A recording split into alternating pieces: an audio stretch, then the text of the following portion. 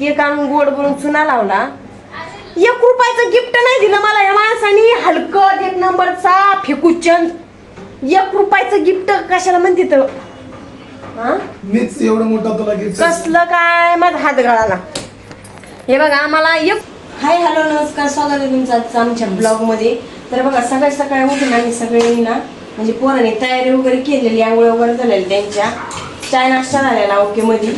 मी बी माझा स्वयंपाक झालेला त्याला डब्बा देण्यासाठी. गवारीची भाजी केली बघा, गवार केली इकडं.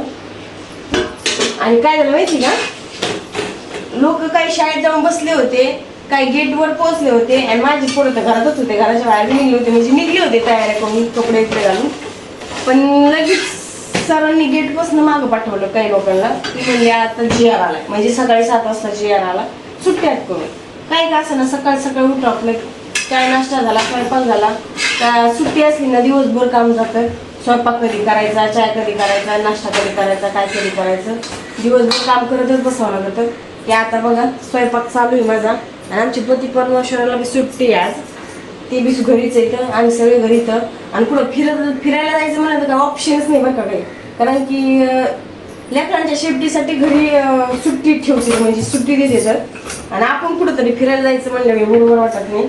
त्याच्यामुळे आपलं कसं आहे घरातच बसून आपलं करायचं, खायचं प्यायचं, मजा करायची. ह्या आमचा कॅमेरामॅनचा हात गळाले वाटतं. बस ना, थकवा आला काय, बस ना, चालतंय मग. तर नमस्कार मंडळी, माझं सकाळी स्वयंपाक वगैरे झालं, आंघोळ वगैरे झाली, सगळं साफसफाई करून ठेवली आहे. आता माझ्या नवऱ्याची डिमांड बघा बरं का, आता फक्त माझ्या नवऱ्याचे नाटकं बघून घ्या बघा. होय इकडे या तुम्ही.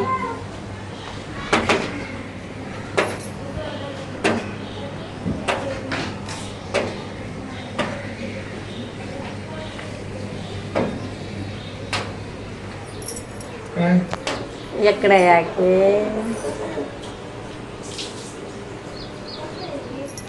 हे बघा आमचे पती परमेश्वर. जेवायला आणणार तर दिन कान फाडा तुम्ही. भेली जेवायला आणणार भेली, मी भेली. मला बाहेर जायचंय. मला कसं मला काय म्हणायचं माहिती का, प्रेमाने जग जिंकावे. प्रेमाने मला जेवायला आण ना, मला एका बिल्डर कडे जायचं आहे. माझ्यासाठी रूम बुक करताय का? तुझ्यासाठी रूम बघत नाही मी, एक रूम विकलाय त्याची मालमत्ता आणायला जायची. हॅलो हॅलो हॅलो तुमच्या नादाला लागलो. मी तुमच्या नादाला लागून खरंच पागल होईल. मी हॅलो म्हणते, मी नमस्कार मंडळी म्हणायचं. तर बघा मंडळी, आमच्या पती परमेश्वर सकाळी 10 वाजता उठले, तर आता वाजले 1. 10 वाजता उठलेत, आंघोळ केली आणि मोबाईल बघत बसले बरं का उठल्याबरोबर पहिला. नंतर उठून गरम गरम पाण्याची आंघोळ वगैरे केली. आता थोडा फ्लेअर फटका मारून आले तर मोबाईल बघून म्हणजे कसं आहे, लोकांच्या गाड्या पाण्यात जायला लागल्यात ना, त्याच्यामुळे कसं रस्त्याचं पाणी साफ करायचं ठेका माझ्या नवऱ्याने उचललेला आहे, ते करून दिलं. वा शबास. तुम्हाला शबास किती तोंडावर सगळे गोड गोड बोलत होते येऊन, तुम्हाला तोंडावर सगळेच बोलत येतं राग साहेब, राग पाटील. पण असं माग सगळ्यांना राग पाटलाच्या नावाने खडे फोडले. पण ठीक आहे, आपलं मन साफ ठेवलं ना की देव कुठून ना कुठून तरी आपल्याला देत असतो. आपलं अंतःकरण साफ ठेवायचं. लोकांचं काय, लोक त्यात काही विषय नाही. पण आता मला काय म्हणायचंय, आपण मुद्द्यावर येऊ. काल माझा बर्थडे झाला, तुम्ही मला अर्धा किलोचा केक आणून गोड बोलून चुना लावला. आईस केक आणला 480 रुपये. मला पाहिजेच नव्हता, मी म्हणलंच नव्हतं मला केक आणा म्हणून. केक आणून गोड बनवून चुना लावला. 1 रुपयाचं गिफ्ट नाही दिलं मला या माणसानी. हलकत 1 नंबरचा फेकूचंद. 1 रुपयाचं गिफ्ट कशाला म्हणते तर मीच एवढं मोठं तुला गिफ्ट कसलं काय. माझा हात गळाला. हे बघा मला 1 रुपयाचं म्हणजे किती अवघड आहे. मला आयशपथ ना, मी कधी कुठल्या गोष्टीची आशा केली नाही मी यांच्याकडून. मला कधीतरी काहीतरी मनाने तुम्ही द्यायला पाहिजे. आता आणणार ना वडापाव. म्हणजे मला वडापाव आवडत नाही, वडापाव आणणार ना म्हणजे किती अवघड आहे, म्हणजे किती खोट आहे तुमच्या मनात. ते तुला मी मुगभजी आणू का? मुगभजी मला नाही आवडत. मला ते तळलेले पदार्थ कुठलेच आवडत नाही. पावसाच्या वातावरणामध्ये अजिबात नाही, मला काहीच नाही पाहिजे ते तसलं. मूग भजी फिग भजी काय नाही मला. असं काहीतरी 1000-2000 हजाराचं काहीतरी स्पेशल आणून द्या. ड्रेस म्हणा, नाहीतर वॉच म्हणा. वॉच किती आणले, कुठे गेले पता नाही. घड्याळ म्हणा नाही तर काहीतरी म्हणजे काहीतरी असं आणून द्यावं मला तुम्ही. देणार. आता सध्या मला जेवायला आणि मला अर्जंट जायचंय. सारखं वाजवा तुम्ही मला तुमचा लय राग येतो. सोडा बघा मला मारायचा प्रयत्न चालू आहे. थोडी चिठ्ठी द्यायची होती मग मला आज.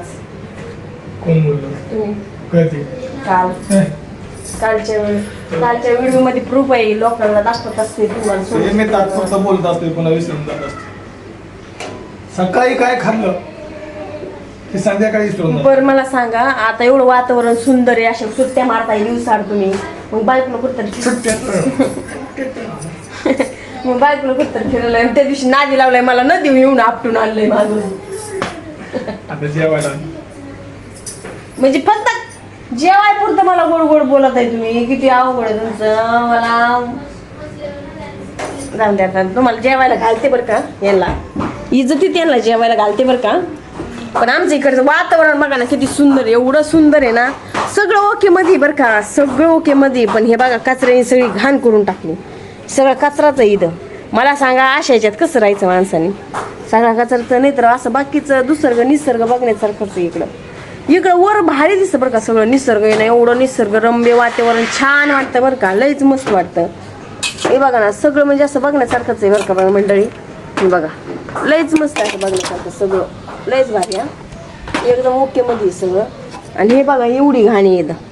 ही घाण बघितली की सगळा निसर्ग बघण्याची इच्छाच मोडून जाते. खिडकी लावून सारखं बसावं लागतं. घाणीचं लय वास येतो इकडं. मरणाचा वास येतो. आणि मग दम कोंड होतो खिडकी लावून बसला की. आता आम्ही जेवून घेतो. भुका लागल्या आता. मी चपात्या भाजी सकाळी करून ठेवलेले. पोरं शाळेत पाठवले आणि शाळेतून रिटर्न पाठवलं कारण की 7 वाजता GR आलेला की बदलापूर तिकडच्या लोकांना सगळ्यांना सुट्टी द्यायची करून. आम्ही आज पोरं घरीच आहेत. ठीक आहेत. खंडू आमची सगळे घरीच आहेत.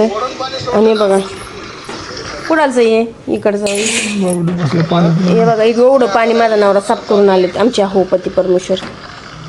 रस्त्याने पाणी येले. चला आता तळ घालतो सर काय बाबा. चल बाय मंडळी आम्ही आता जेवून घेतो.